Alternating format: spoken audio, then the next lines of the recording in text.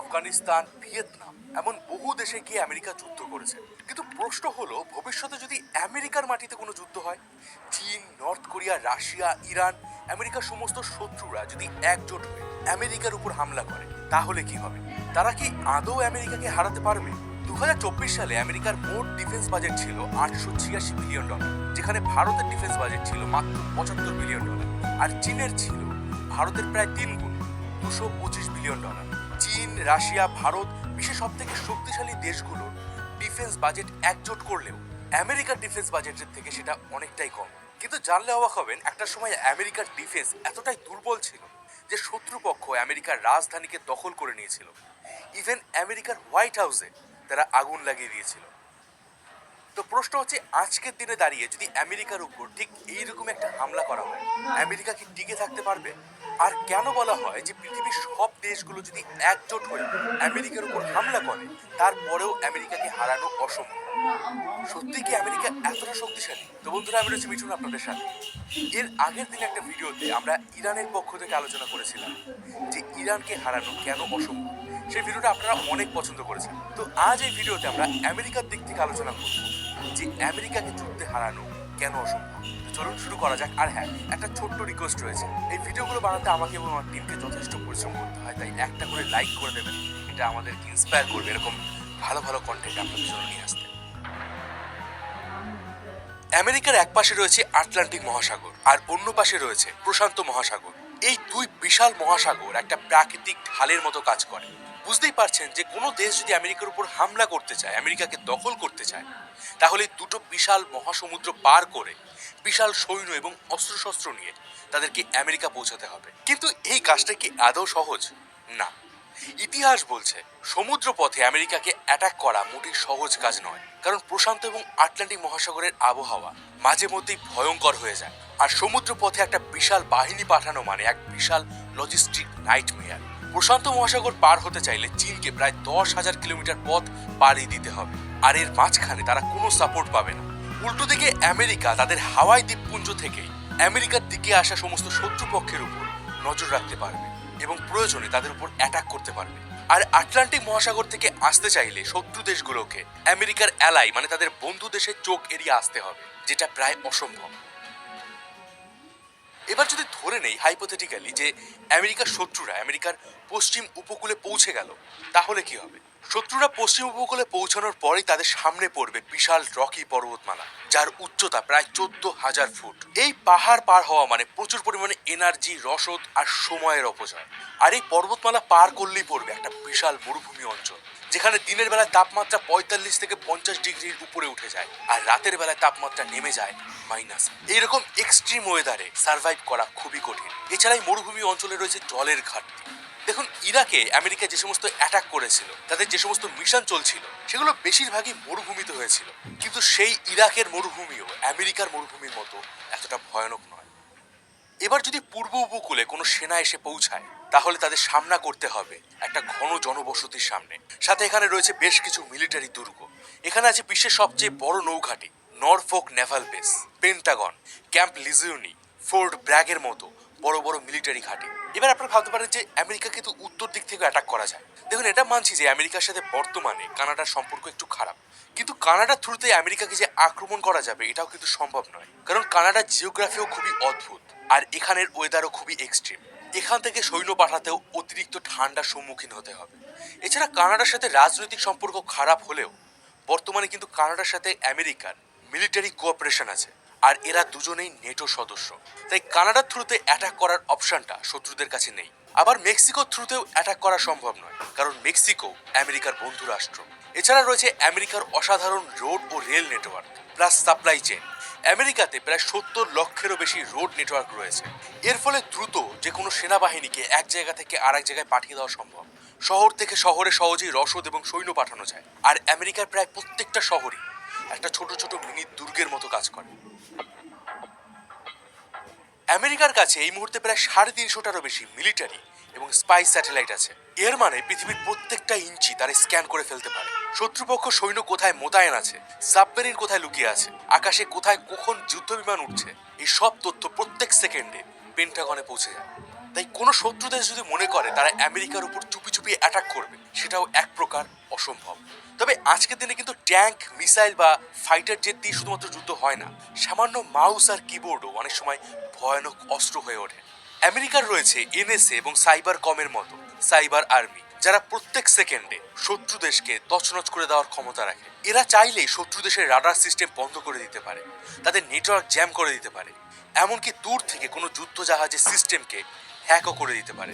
তাই আমেরিকার বিরুদ্ধে যুদ্ধ লড়তে গেলে শুধুমাত্র সামরিক ক্ষেত্রে যুদ্ধ লড়লে হবে না, ইন্টারনেটে, সাইবার স্পেসেও তাদেরকে যুদ্ধ লড়তে হবে। আর আমেরিকা কিন্তু এইভাবেই সাইবার অ্যাটাক করে ইরানের পরমাণু সাইটকে ধ্বংস করে দিয়েছিল। সে বিষয়ে আমি একটা ডিটেল ভিডিও বানিয়েছি, আপনি চাইলে এই ভিডিওটা দেখতে পারেন। আমেরিকার কাছে আছে F-22 র্যাপটর আর B-2 স্টেলথ বম্বার্স, যেগুলো অলরেডি আমেরিকা যুদ্ধে ব্যবহার করেছে। এগুলো রাডারে ধরা পড়ে না, মানে শত্রু যখন বুঝবে যে তাদের আকাশে কিছু একটা ঢুকেছে, ততক্ষণে শত্রু ঘাঁটি তছনছ হয়ে যাবে। আর সবচেয়ে ভয়ঙ্কর ব্যাপার হলো এই ফাইটার জেটগুলো, এই বিমানগুলো একদম সাইলেন্ট মোডে ওড়ে, এদের উড়ে যাওয়ার শব্দ পর্যন্ত শোনা যায় না। আমেরিকার প্রিডেটর, রিপার ড্রোন পৃথিবীর সবচেয়ে অ্যাডভান্স ড্রোন, কয়েক হাজার কিলোমিটার দূর থেকেও এরা নিশানা করতে পারে, একটানা 20 ঘন্টারও বেশি আকাশে উড়ে থাকতে পারে। ক্যামেরা, লেজার, মিসাইল, এই সব কিছু এই ড্রোনগুলোতে ইনস্টল করা থাকে।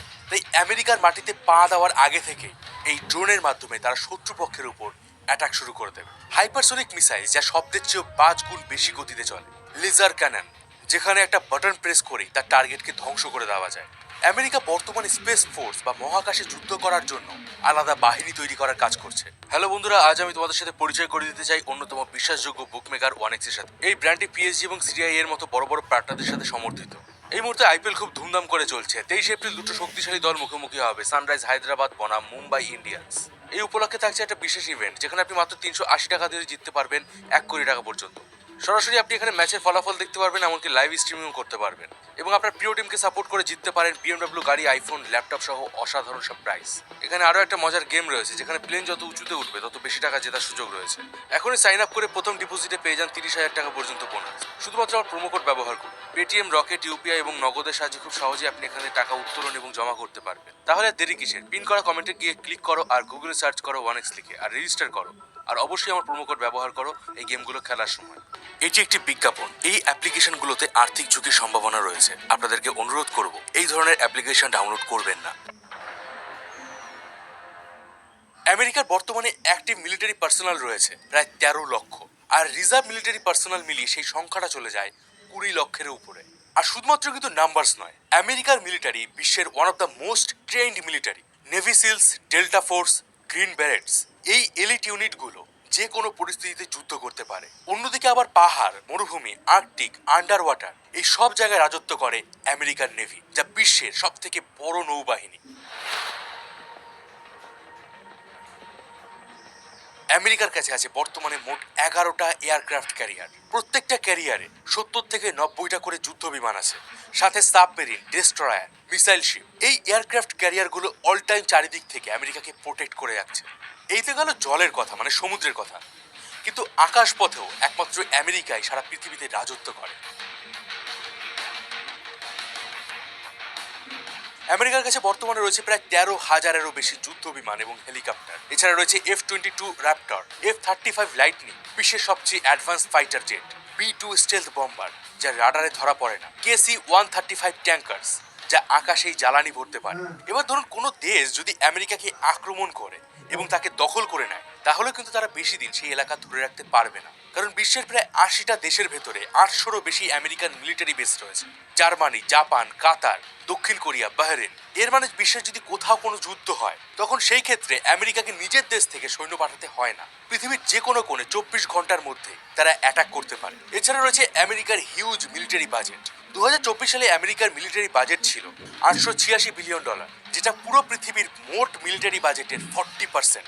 এই বাজেট দিয়ে তারা নতুন অস্ত্র বানায়, এআই এর উপর রিসার্চ করে, ড্রোন, হাইপারসোনিক মিসাইল এবং গোটা সেনাবাহিনীকে স্যাটেলাইট সাপোর্ট দেয়। আর আপনারা খেয়াল করে দেখবেন যে বিশ্বের বেশিরভাগ মিলিটারি টেকনোলজি যেগুলো নতুন আবিষ্কার করা হয়, সেগুলো প্রথমে আমেরিকাতেই হয়। ইভেন আমেরিকার ডিফেন্সও ভীষণ শক্তিশালী। Third, Patriot missile system, aegis Naval defence, যেগুলো মাঝ আকাশে যে কোনো শত্রুর মিসাইলকে ধ্বংস করে দিতে পারে। আমেরিকার অর্থনীতি এতটাই বড় যে বলা হয় you can fund a war forever. একটা দেশের যুদ্ধ চালানোর জন্য যে বিশাল পরিমাণে খরচ হয়, মিলিটারি পার্সোনালদের স্যালারি, ওয়েপেন তৈরি, ট্যাঙ্ক এবং মিসাইলের জ্বালানি, এই সমস্ত খরচ আমেরিকা খুব সহজেই করতে পারবে। যুদ্ধ দীর্ঘমেয়াদী হলে অনেক দেশই অর্থনীতির কারণে ভেঙে পড়ে, কিন্তু আমেরিকার ক্ষেত্রে এটা সম্ভব নয়। কারণ আমেরিকা বর্তমানে পৃথিবীর সব থেকে ধনী দেশ। আমেরিকায় বহু কোম্পানি রয়েছে যারা শুধুমাত্র ওয়েপেন তৈরি করে এবং ডিফেন্স মেকানিজম তৈরি করে, যেমন Lockheed Martin, Raytheon, Boeing, general dynamics. যুদ্ধ যদি হয় তাহলে এই কোম্পানিগুলো প্রচুর পরিমাণে সাপ্লাই দিতে পারবে আমেরিকার মিলিটারিকে। আমেরিকা নিজেই তেল, গ্যাস, কয়লা, ইউরেনিয়াম এই সমস্ত কিছু উৎপাদন করে।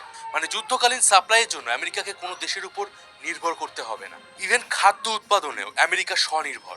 ভবিষ্যতে কোনো যুদ্ধ হলে আমেরিকায় কোনো খাদ্যের সংকট হওয়ার সম্ভাবনা নেই, কারণ আমেরিকা একটা ফুড সারপ্লাস কান্ট্রি। তাদের যা কনজাম্পশন তার থেকে তারা বেশি পরিমাণে উৎপাদন করে।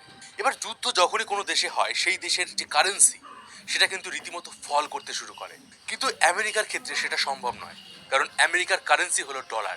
বিশ্বের প্রায় প্রত্যেকটা দেশ ডলারকে একটা রিলায়েবল কারেন্সি মনে করে, তাই যুদ্ধ চলাকালীনও আমেরিকার অর্থনীতি ভেঙে পড়ার সম্ভাবনা খুবই কম। বিশ্বব্যাপী অস্ত্র, জ্বালানি, খাবার এই সব কিছুর লেনদেন হয় ডলারে। মানে আমেরিকার সুবিধা সব দিক থেকে। এছাড়া আমেরিকা চাইলে অন্য যে কোনো দেশের উপর স্যাংশন লাগাতে পারে এবং সেই দেশকে ইকোনমিক্যালি দুর্বল করে দিতে পারে। যদি ভবিষ্যতে কখনো আমেরিকার মাটিতে কোনো যুদ্ধ হয় তাহলে আমেরিকার সাধারণ মানুষেরাও সৈন্যের মতো কাজ করবে। বিষয়টা একটু সহজভাবে বলি, এই মুহূর্তে আমেরিকার জনসংখ্যা প্রায় 33 থেকে 34 কোটি, কিন্তু আমেরিকায় কত বন্দুক আছে জানেন? প্রায় 39 কোটি। মানে মাথা পিছু একটারও বেশি বন্দুক আমেরিকায় রয়েছে। আর এই সংখ্যাটা বিশ্বের যে কোনো দেশের থেকে অনেক বেশি। ভারত, চীন, এমনকি রাশিয়াও এর ধারে কাছে নেই। একটা রিপোর্টে দেখা গেছে যে 42% আমেরিকান পরিবারের কাছে অন্তত একটা করে রাইফেল বা গানস রয়েছে। আর এটা তারা নিজেদের আত্মরক্ষার জন্য রাখে। তারা রীতিমতো শুটিং রেঞ্জে যায়, হান্টিং ট্রেনিং নেয় এবং আত্মরক্ষার জন্য সবসময় প্রিপেয়ার থাকে। আর যুদ্ধ লাগলে কিন্তু এরাও হাত গুটিয়ে বসে থাকবে না, বরং এরা নিজেরাই নিজেদের এলাকায় একটা ছোটখাটো সেনাবাহিনী তৈরি করে নেবে। আর সবশেষ যে অপশনটা বেঁচে থাকে সেটা হলো নিউক্লিয়ার অ্যাটাক। ভবিষ্যতে চীন, রাশিয়া, ইরান এই সব কটা দেশ যদি একসাথে আমেরিকার উপর হামলা করে দেয়, নিউক্লিয়ার অ্যাটাক করে, তারপরেও এই সব কটা দেশ, ইভেন গোটা পৃথিবী ধ্বংস হয়ে যাবে। কারণ আমেরিকার কাছে আছে প্রায় 5,000-এরও বেশি নিউক্লিয়ার ওয়ারহেড। এক কথায় ভবিষ্যতে যদি কোনো দেশ আমেরিকার উপর অ্যাটাক করে তাহলে সেখান থেকে শুরু হবে তৃতীয় বিশ্বযুদ্ধ, আর সেটাই হবে মানবজাতির শেষ দিন। তবে ইতিহাস বলছে যে আমেরিকা একবার যুদ্ধে হেরেছিল, তাও আবার নিজের দেশের মাটিতে। তো চলুন সেই ইতিহাসটা একবার বলে দেই। 4 জুলাই 1776 সালে আমেরিকা ব্রিটিশদের হাত থেকে স্বাধীনতা লাভ করেছিল। আর এই সময় আমেরিকা আজকের মতো এত বিশাল ছিল না। তবে অল্প সময়ের মধ্যে আমেরিকার ম্যাপ বদলে যায়। 1803 সালে আমেরিকা ফ্রান্সের থেকে লুইসিয়ানা প্রভিন্সটাকে কিনে ফেলে, তাও আবার মাত্র $15 মিলিয়ন। এদিকে আমেরিকা ব্রিটিশদের হাতছাড়া হয়ে যাওয়ায় ব্রিটিশরা প্রচন্ড পরিমাণে খেপেছিল। তারা এবার আমেরিকার জাহাজগুলোকে অ্যাটাক করে আর তাদের নাবিকদের বন্দি করে জোরপূর্বক নিজেদের জাহাজে কাজ করাতে থাকে। এতে আমেরিকা 1812 সালে ব্রিটিশদের বিরুদ্ধে যুদ্ধ ঘোষণা করে, আর এই যুদ্ধ টানা 3 বছর ধরে চলেছিল। যুদ্ধে ব্রিটিশ সৈন্য আমেরিকার রাজধানী ওয়াশিংটন ডিসিতে হামলা করে, এমনকি হোয়াইট হাউসেও তারা আগুন লাগিয়ে দেয়। এই সময় আমেরিকার প্রেসিডেন্ট জেমস ম্যাডিসন রাজধানী ছেড়ে পালিয়ে যান। তবে আমেরিকানরা কিন্তু এর পরেও হার মানেনি। 3 বছর ধরে চলা এই যুদ্ধের একদম শেষ পর্যায়ে 1815 সালে ব্রিটিশরা আমেরিকার নিউ অরলিন্স দখল করতে গিয়েছিল। এই সময় আমেরিকান জেনারেল অ্যান্ড্রু জ্যাকসন কয়েকজন লোকাল আমেরিকানকে সাথে নিয়ে মাত্র 30 মিনিটের মধ্যে ব্রিটিশ সৈন্যদের যুদ্ধে হারিয়ে দেন। এই যুদ্ধে মাত্র 70 জন আমেরিকান মারা গিয়েছিল, কিন্তু উল্টো দিকে ব্রিটিশদের প্রায় 2000 সৈনিক মারা গিয়েছিল। তবে ব্রিটিশদের এই আক্রমণ করা, তাদের রাজধানী দখল করা, এটা আমেরিকার জন্য খুবই লজ্জাজনক ছিল। তবে ব্রিটেনও কিন্তু এই এলাকা দখল করে রাখতে পারেনি। আর শেষমেশ এই দুই দেশের মধ্যে একটা শান্তি চুক্তি হয়। 1815 সালে সাইন হয় ট্রিটি অফ ঘেন্টো, আর এর মাধ্যমে এই যুদ্ধটা শেষ হয়েছে। ইতিহাসে এটাই প্রথম ঘটনা যখন আমেরিকার রাজধানীতে কোনো বিদেশি শক্তি আক্রমণ করেছিল, আর হয়তো এটাই ইতিহাসের শেষ অ্যাটাক ছিল। এই তো গেল আমেরিকার কথা, কিন্তু রাশিয়াকে কি যুদ্ধে হারানো সম্ভব? হিটলার থেকে শুরু করে নেপোলিয়ন অনেকেই রাশিয়াকে দখল করার চেষ্টা করেছিল, কিন্তু তাদের পরিণতি হয়েছিল ভয়াবহ। রাশিয়াকে যুদ্ধে হারানো অসম্ভব কেন? এই বিষয়ে ডিটেলসে জানার জন্য আমার 3 বছর আগের এই ভিডিওটা দেখুন। আমি ছিলাম মিঠুন, আপনাদের সাথে দেখা হবে পরের ভিডিওতে। ততদিন ভালো থাকবেন, সুস্থ থাকবেন।